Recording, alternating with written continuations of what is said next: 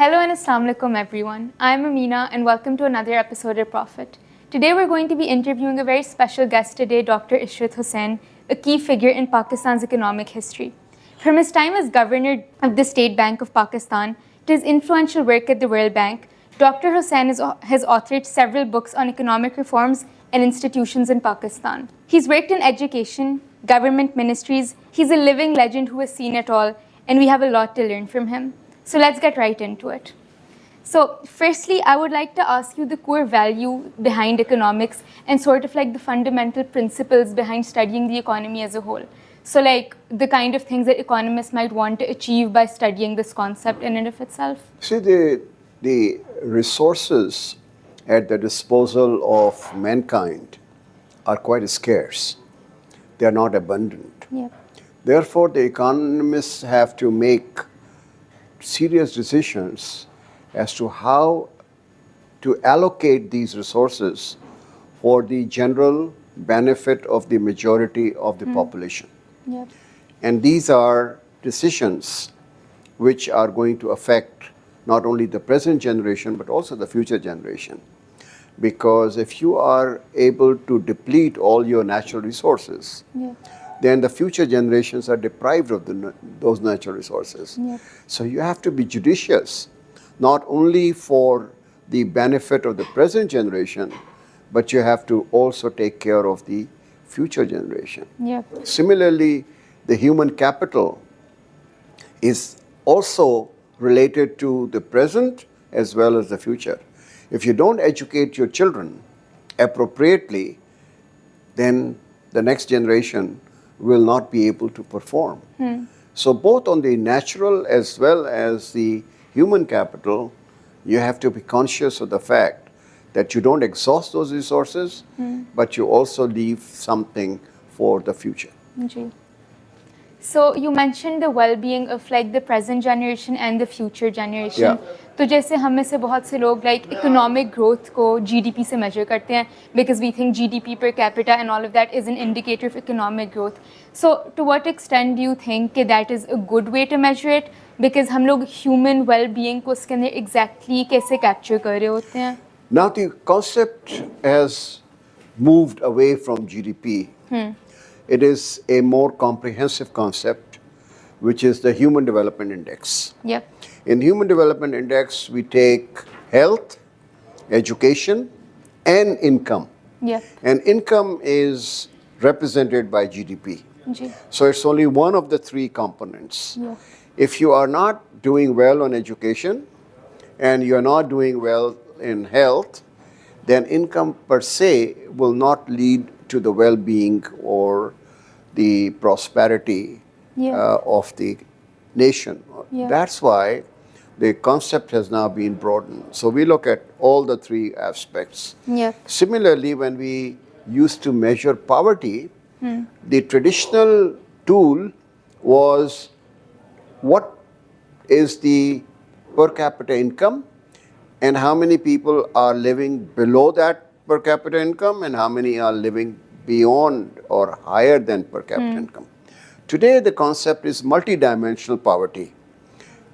Access to education, access to health, access to drinking water, sewage, sanitation, and income.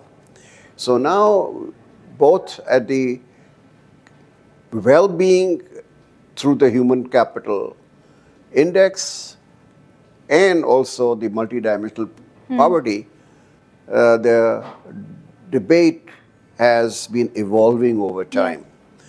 And now we have to consider the environmental, the pollution, the hazards, the wildlife, all those things because of the changing climate risks. So I hope that in future, like the Human Development Index, we have even a broader index which takes into account of the risks of the climate change. Definitely. So like you mentioned, the Human Development Index is something that a lot of us are moving toward, and GDP has become somewhat of an outdated measure. Like it's one of the components. It's not outdated in the sense you still have to generate incomes in order to live life. So you cannot take away the incomes. Incomes are very essential, but it's only one of the components for representing the well-being of a nation or a country. Yep, of course. Yeah. So, वैसे, how likely do you think it is? Because अभी a lot of countries are juggling to find that balance between like growth भी हो रही है, and we're also like working on the environment, because you also mentioned that ki pollution and all of that. So how should a country like Pakistan in specific be managing those two? There are several ways, because we are not generating so much of carbon dioxide emissions as the countries like US, China, and India are doing. But we are vulnerable to the climate change risks. So what we have to do is concentrate on those items where we will be able to mitigate, adapt these risks. So for example, the biggest risk is the food, energy, and water nexus. Yeah. Because we are dependent on glaciers for our water resources. So if the glaciers are melting erratically, creating floods and creating droughts at the same time, we have to concentrate on conserving and preserving our water resources and also storing them, so that when the things are bad, then we can take care of the water requirements. At the same time, we have to think about new varieties of seeds which are drought resistant, which are heat resistant, which are pest resistant, so that our yields per acre remain the same, but at the same time, we are safeguarding from the future hazards. That, I think, is what the nature of our research should be by agriculture scientists. If we don't do that, then we are going to have a very difficult situation. We are doing flood irrigation, and we are wasting a lot of our very precious resource. We have to go for a sprinkler irrigation. We have to go for drip irrigation so that we are able to conserve water.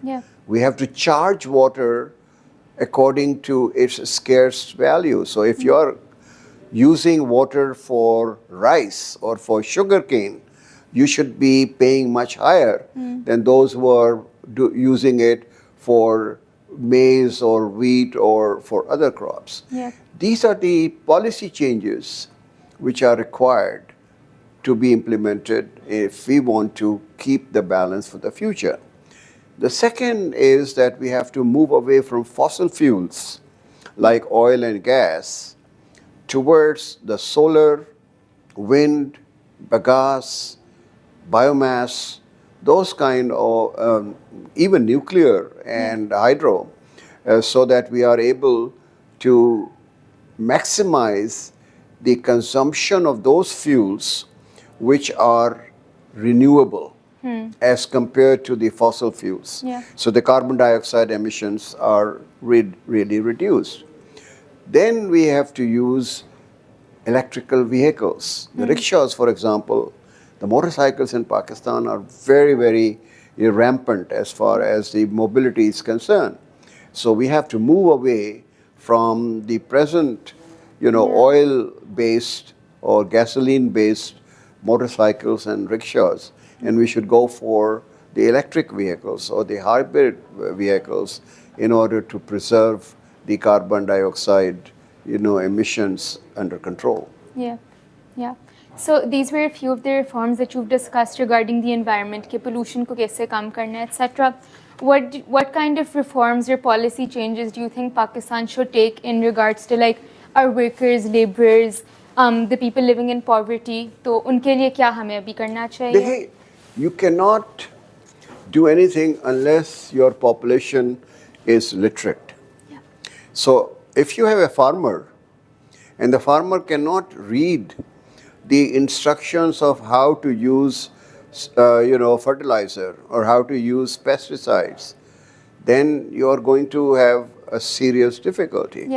So we have an obligation as a policy to have 100% literacy rate. We are only 60% literacy rate. So we are 40% of our population doesn't have the basic literary skills. So we have to invest in our schooling and educational system. Then we have to give for the technical and vocational training. So for example, if you are a mechanic, you must know what is really behind the whole mechanical apparatus of that machinery. If you don't know that, you're not able to do it. So you have to train them in vocational and technical skills. We don't do that. Yeah. We send everybody to high school, everybody to college, and then we have a lot of unemployment. Because what the country needs is more electricians, more plumbers, more mechanics, more nurses, more paramedicals. Yeah. But we're not producing them. We're producing graduates who do not have the employable skills. So the policy should shift from generalized education to the vocational and technical education. Yeah. And then at the school level, we have to emphasize science and mathematics, because the future technologies are very much dependent on science, technology, and mathematics. So even from your middle school, you should be given science and maths as a compulsory subjects, and we should have teachers and also labs where the kids can actually work with their own hands, because that's the best way of learning. Yeah. And make math and science fun rather than something which is an imposition. So you start from the schooling, and then some of them will go for technical and vocational training. Some of them will become medical doctors, some become engineers, some become IT computer specialists, some become, accountants. So then you have the many choices.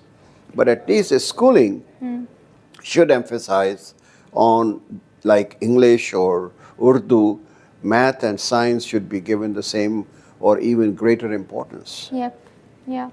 So because you've worked in education as well and you've talked a lot about technical and vocational training, Right. इसके अंदर से बहुत सी चीज़ों, so like becoming an accountant or a doctor per se is something that is happening a lot maybe within like the upper middle classes and that kind of stuff. लेकिन फिर उनका ये issue होता है कि a lot of them, when they go to study abroad, they start living abroad as well, which I think is termed as brain drain. And like a lot of the people who do end up staying, उनकी education ही नहीं वैसी होती like public schools के अंदर.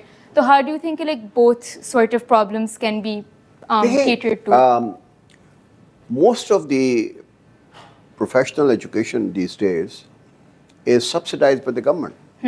For example, if you go to a medical university, public sector, I'm not talking to the private sector university, the government is spending about 5 million rupees in producing a doctor, right? Yeah. 80% of the medical profession admissions today are for girls because they do well. Yeah. They are very hardworking and they are much better than the boys. So when you have a merit-based admission system, the girls get preference because they do well. So that there's no quota now for girls and the boys.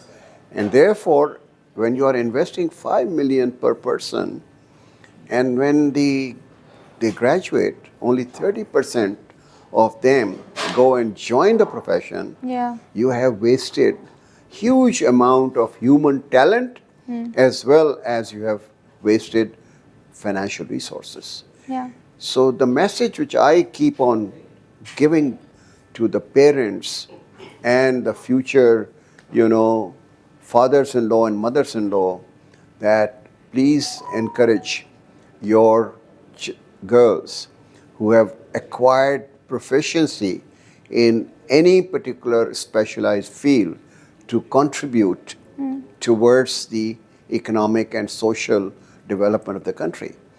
Our female labor force participation rate is very low. And that also because most of the females work on the farms